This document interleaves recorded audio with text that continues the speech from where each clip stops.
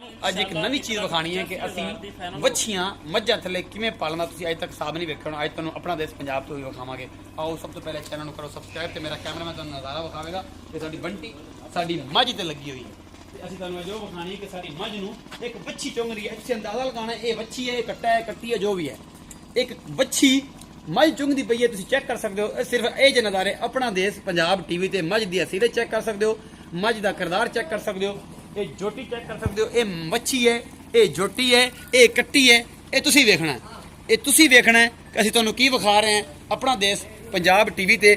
ਇਹ ਜਨਾਬ ਕਿ ਵੱਛੀਆਂ ਵੀ ਮੱਝਾਂ ਲੈਂਦੀਆਂ ਨੇ, ਅਸੀਂ ਵੱਛੀਆਂ ਵੀ ਲਾ ਦਿੱਤੀਆਂ ਨੇ ਮੱਝਾਂ ਤੇ। ਇਹ ਨਜ਼ਾਰਾ ਸਿਰਫ ਆਪਣਾ ਦੇਸ਼ ਪੰਜਾਬ ਟੀਵੀ ਤੇ ਤੁਹਾਨੂੰ ਮੇਰਾ ਕੈਮਰਾਮੈਨ ਵਿਖਾ ਰਿਹਾ ਹੈ ਕਿ ਸਾਡੀ ਇੱਕ ਵੱਛੀ ਜਿਹੜੀ ਹੈ ਉਹ ਮੱਝ ਚੁੰਗਦੀ ਪਈ ਹੈ। ਪੂਰੀ ਇੱਕ ਇੱਕ ਚੀਜ਼ ਇਹ ਅਸੀਂ ਤੁਹਾਨੂੰ ਵਿਖਾਉਂਦੇ ਪਏ ਹਾਂ ਕਿ ਇਹ ਜਿਹਾ ਕੰਮ ਕਦੇ ਤੁਸੀਂ ਸ਼ਾਇਦ ਹੀ ਵੇਖਿਆ ਹੋਵੇ। ਇਹ ਚੀਜ਼ਾਂ ਹੁਣ ਵਾਇਰਲ ਹੋਣ ਵਾਲੀਆਂ ਕਿ ਤੁਸੀਂ ਦੁਨੀਆ ਦੇ ਵਿੱਚ ਇਹ ਜਿਹਾ ਨਜ਼ਾਰਾ ਵੇਖਿਆ ਕਿ ਮੱਝਾਂ ਦੇ ਥੱਲੇ ਵੱਛੀਆਂ ਤੇ ਵੱਛੀਆਂ ਮੱਝਾਂ ਗਾਵਾਂ ਥੱਲੇ ਕੱਟੀਆਂ ਨਹੀਂ ਲੱਗੀਆਂ ਹੋਣੀਆਂ। ਇਹ ਤੁਸੀਂ ਵੇਖਦੇ ਬੜੇ ਲੋਕਾਂ ਨੇ ਅੰਦਾਜ਼ੇ ਕੀਤੇ ਹੋਣਗੇ, ਲੇਕਿਨ ਸਾਡੇ ਅੰਦਾਜ਼ੇ ਪਿਆਰ ਮੁਹੱਬਤ ਤੋਂ ਘੱਟ ਨਹੀਂ ਹੁੰਦੇ। ਆਪਣਾ ਬਹੁਤ ਸਾਰਾ ਖਿਆਲ ਰੱਖਿਆ ਜੇ।